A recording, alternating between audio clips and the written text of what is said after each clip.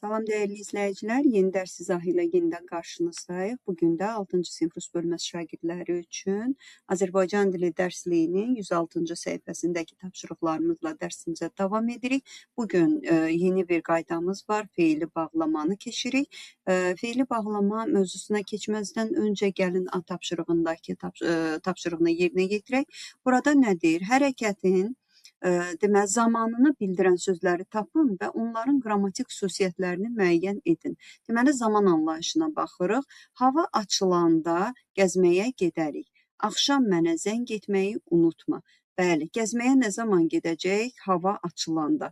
Burada hava açılanda sözündəki açılanda zaman anlayışı bildirir. Lakin daha doğrusu zaman məzmunu bildirir. Ancaq anlayış olaraq görürük ki, burada hərəkət var. Sualı isə nə zaman sualına cavab verəcək. Axşam mənə zəng etməyi unutma. Burada isə axşam sözü zaman mənasını bildirir və hər ikisi nə zaman sualına cavab verir. Lakin axşam sözünə diqqətli olsaq, baxsaq, görürük ki, konkret olaraq zərfdir. Bəs açılanda? Açılanda sözü isə hərəkət məzmunu ifadə edir, lakin zərfin sualına cavab verir. Və bu sözlərə biz feili bağlama deyəcəyik. Gəlin baxaq feili bağlama. Feilin təsriflənməyən formalarından biri də feili bağlamadır. O, həm feilin, həm də zərfin xüsusiyyətlərini daşıyır. Deməli, hərəkət bildirir feili bağlama, oxuyanda, gedəndə. Təsdiq və ya inkarda olur. Baxırıq, görəndə, görməyəndə. Hərəkət bildirən sözlə bağlı olur. Deməli, bu hərəkət bildirən sözlə bağlı olur. Onun tərzini, zamanını, səbəbini bildirir. Necə, nə vaxt, niyə suallarına cavab verir. Belə, keçək B tapşırığımıza baxaq və tapşırıqların izahı ilə biz qaydamızı daha mükəmməl şəkildə mənimsəmiş olacağıq. B tapşırığında deyilir ki, bizə cümlələrdə feili bağlamaları seçin, feilə və zərfə aid xüsusiyyətlərini müəyyənləşdirin. Biz utana-utana, deməli, biz utana-utana müəllimə yaxınlaşdıq. Biz müəllimə necə yaxınlaşdıq? Utana-utana. Burada hərəkətin tərzini bildirir, utana-utana sözü və necə sualına cavab verir. Yatağımda uzanınca yuxuya getdim. Nə zaman yuxuya getdim? Yatağımda uzanınca. Burada isə zaman anlayışı bildirir və nə zaman yuxuya getdim kimi sual verə bilirik. Rəfiqəm məni görüb sevindi. Rəfiqəm nə səbəbdən sevindi? Niyə sevindi mənim rəfiqəm? Ona məni gördüyünə görə, məni görüb sevindi. Burada isə hərəkətin səbəbini izah edir. Balaca uşaq divardan tutaraq gəzirdi. Necə gəzirdi? Balaca uşaq tutaraq gəzirdi. Burada isə hərəkətin tərzini bildirmiş oldu. Bəli, suallarımızı qeyd etdim və mənasını göstərdim, məna növünü, belə deyək. Utana-utana necə hərəkətin tərzini bildirdi. Yatağımda uzanınca yuxuya getdim. Nə zaman yuxuya getdim? Nə zaman sualına cavab verir, zaman anlayışı bildirir. Rəfiqəm məni görüb sevindi. Niyə? Səbəb mənasını ifadə edir.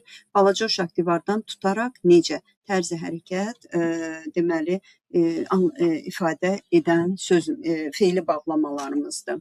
Keçirik C tapşırığına. C tapşırığında deyir, feili bağlamaları kök və şəkilçiyə ayırın.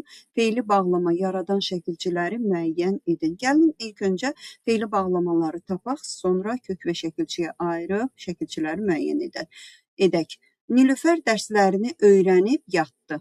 Öyrənib yatdı, öyrənib. Necə yatdı? Yəni, öyrənib yatdı. Uşaq dostlarını görüb sevindi. Aha, burada feili bağlamamız olacaqdır. Görüb, nə səbəbdən, nə üçün, niyə sevindi? Qızlar gülə-gülə içəri girdilər. Qızlar necə girdilər içəri? Gülə-gülə. Bu isə hərəkətimizin tərzini bildirdi. Zaman keçdikcə xəstə sağalırdı. Necə, nə zaman? Zaman keçdikcə. Nə xəstə sağalırdı? Burada isə zaman anlayışımızı bildirdi. Anar gülümsəyərək bizə yaxınlaşdı. Gülümsəyərək sözü isə yenə də tərz hərəkət, zərfliyi anlamına, daha doğrusu feili bağlamamızdır. Tərz hərəkətin sualına cavab verir. İndi gəlin sözlərimizi kök və şəkilçiyə ayıraq. Deməli, sözlərimizi kök və şəkilçiyə ayırdıq. Burada öyrənmək feilinə ib, ip şəkilçisi, görmək, görüb, gülə-gülə ə şəkilçisi verilmişdi. Getdikcə sözündə dikcə, gülümsəyərək, gülümsəmək və yeyərək şəkilçisi artırmışdı. Yazı formasında da qeyd etdik. Keçək C tapşırığına.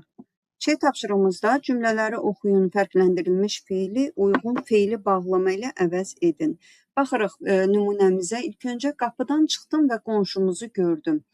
Qapıdan çıxanda qonşumuzu gördüm. Burada olacaqdı ki, nümunədən deməli baxaraq nümunəyə uyğun olaraq Rüstəm əmi ayağa durdu və danışdı.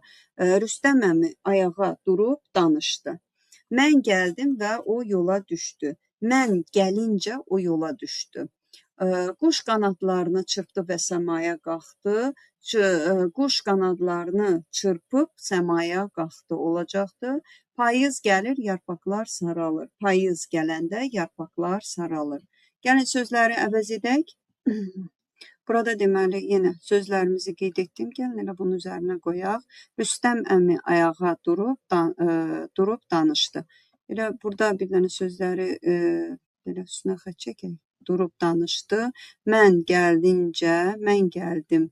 Mən gəlincə o yola düşdü. Burada gəldim sözünün əvəzinə quş qanadına çırpıb havaya, səmaya qalxdı. Doğrusu səmaya qalxdı, çırpıb.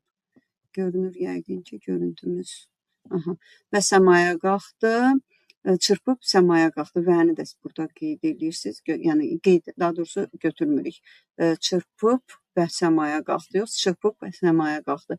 Payız gəlincə yarpaqlar saralır. Belə.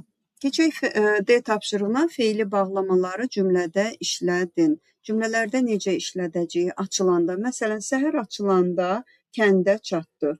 Vüsal, məsələn, belə deyək, evə çatar-çatmaz yeməyini yedi. Burada gedərək, qoca yol gedərək düşünürdü. Sonra 4-də yazdıqca, Aysel dərslərini yazdıqca öyrənirdi.